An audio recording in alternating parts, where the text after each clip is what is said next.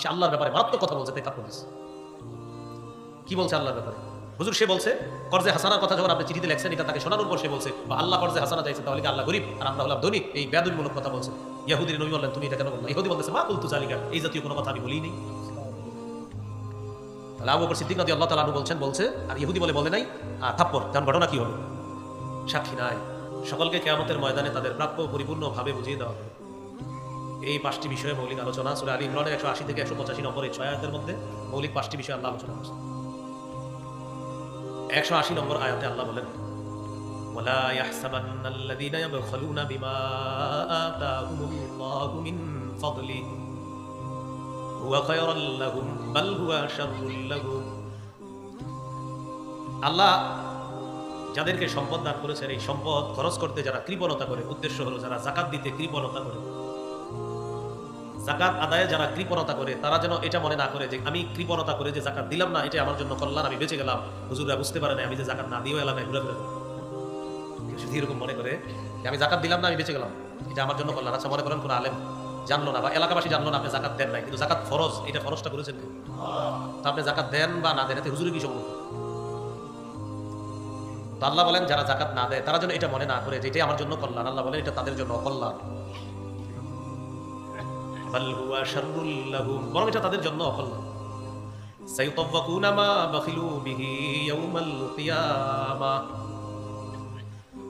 তারা যাকাত না দিয়ে সম্পদ নিয়ে যে কৃপণতা করেছে, এই কৃপণতা বশত যে সম্পদ তারা যাকাত দেয় নাই, এই সম্পদকে তাদের গলায় বেড়ি পরিয়ে দেওয়া হবে। কবে? ইয়াউমাল কিয়ামাহ, কিয়ামতের দিন। তাহলে যারা যাকাত দেয় নাই, এই যাকাত না দেওয়ার কারণে তাদের এই সম্পদ তাদের গলায় কিয়ামতের দিন বেড়ি পরিয়ে দেওয়া হবে। এই আয়াতের ব্যাখ্যায় রাসূলুল্লাহ সাল্লাল্লাহু আলাইহি সাল্লাম বলেন মান আতাহুল্লাহু মালা ফালাম ইউআদ্দি যাকাতাহু মুথিলা লাহু ইয়াউমাল কিয়ামাতি শুজাআন আতরা, যে ব্যক্তিকে আল্লাহ সম্পদ দান করেছেন আর সে এটা থেকে যাকাত দেয় নাই, কিয়ামতের ময়দানে তার এই সম্পদ বিষধর টেকু সাপে রূপান্তরিত করে এই সাপ তার গলায় পেঁচায় দেওয়া হবে। সাপ মুখের কাছে ফনা ধরে বলবে আনা কানজুকা আনা মালুকা, আমি তোমার সম্পদ, আমি তোমার সম্পদ, যে সম্পদের যাকাত তুমি দাও নাই। তাহলে এটা কি কল্যাণ হলো না অকল্যাণ হলো? এবার আল্লাহ একটা মূলনীতি বলে দিচ্ছেন, তোমাদেরকে যাদেরকে আমি আল্লাহ সম্পদের মালিক বানিয়ে দিচ্ছি, মনে রাখবা এই সম্পদের মূল সত্ত্বাধিকারী আমি আল্লাহ।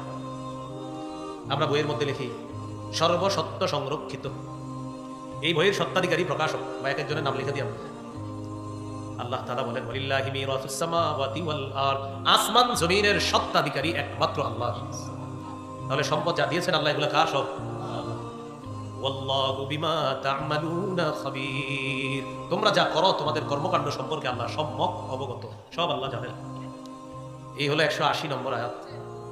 সূরা আলী ইমরানের 181 নম্বর আয়াতের অনুবাদটা শুনি, তারপর মূল প্রেক্ষাপট শুনি। আল্লাহ বলেন লাকাদ সামিআল্লাহু কাওলাল্লাযীনা ক্বালু ইন্নাল্লাহা ফাকীরু ওয়া নাহনু আগনিয়া।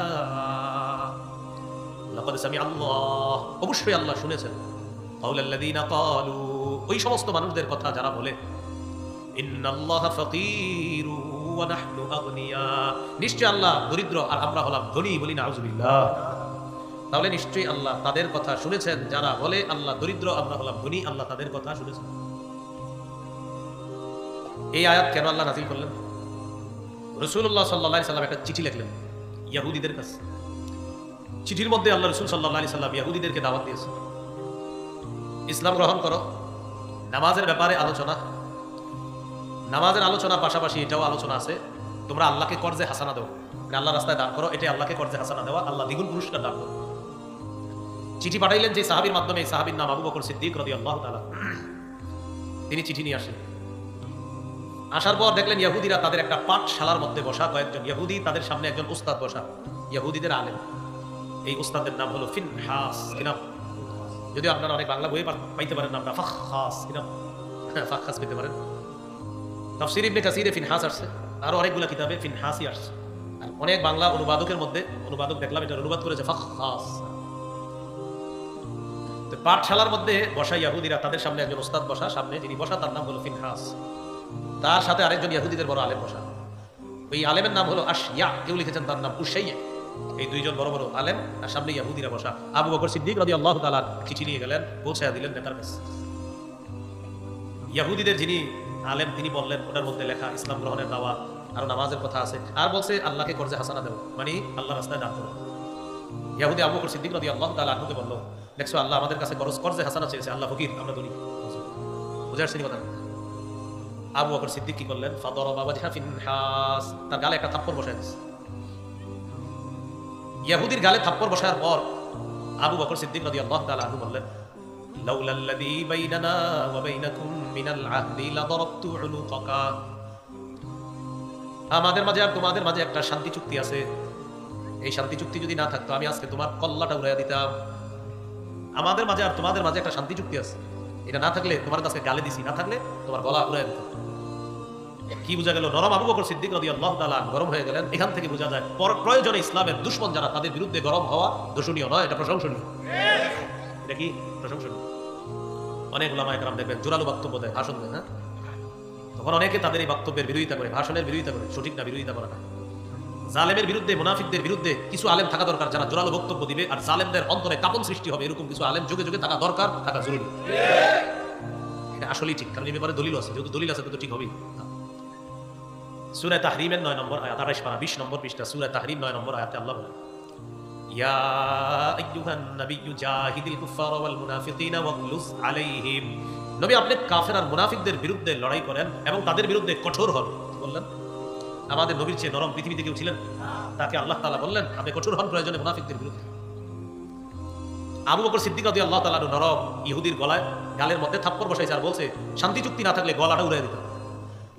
ইহুদি রাসূলুল্লাহ সাল্লাল্লাহু আলাইহি সাল্লামের কাছে গেছে, যাওয়ার পর বলল আবু বকর আমারে থাপ্পড় দিস। রাসূলুল্লাহ সাল্লাল্লাহু আলাইহি সাল্লাম বলেন, আবু বকর থাপ্পড় দিছো? জি হুজুর থাপ্পড় দিস। কেন? ইন্নাহু ক্বালা কাওলান আযীমা, সে আল্লাহর ব্যাপারে মারাত্মক কথা বলছে তাই থাপ্পড় দিস। কি বলছে আল্লাহর ব্যাপারে? হুজুর সে বলছে কর্জে হাসানার কথা যখন আপনি চিঠিতে লেখছেন, এটা তাকে শোনানোর পর সে বলছে আল্লাহ কর্জে হাসানা চাইছে, তাহলে কি আল্লাহ গরিব আর আমরা হলাম ধনী? এই বেয়াদবিমূলক কথা বলছে। ইহুদির নবী বললেন তুমি এটা কেন বললে? ইহুদি বলতেছে মা কুলতু যালিকা, এই জাতীয় কোনো কথা আমি বলি নাই। তাহলে আবু বকর সিদ্দিক রাদিয়াল্লাহু তাআলা বলছে আর ইহুদি বলে নাই, আর থাপ্পড়, তেমন ঘটনা কি হবে? সাক্ষী নাই। আল্লাহ তাআলা সূরা আলী ইমরানের 181 নম্বর আয়াত নাযিল করে দিলে সব আল্লাহ সাক্ষী দিয়ে দিচ্ছে। আল্লাহ তাআলা বলেন, লাকাদ সামিআ আল্লাহু কাওলাল্লাযীনা ক্বালু ইন্নাল্লাহা ফাকীরু ওয়া নাহনু আগনিয়া, অবশ্যই আল্লাহ শুনেছেন তাদের কথা যারা বলে আল্লাহ ফকির আমরা হলাম ধনী। আপনার সাহাবী আবু বকর এই কথা শোনার পর ইহুদির গালের মধ্যে চর বসায় দিয়েছে। আবু বকরকে এখন মিথ্যাবাদী সাব্যস্ত করতে চাইছে। হাবিব আমি আল্লাহ তো ইহুদির কথা শুনছি, আবু বকর যা বলছে সব সত্য, আমি আল্লাহ শুনছি ওর কথা, বলছে আর তো সাক্ষীর কোনো প্রয়োজন নেই। আল্লাহ বলে এই হলো সূরা আলী ইমরানের 181 নম্বর আয়াতের অংশ বিশেষ।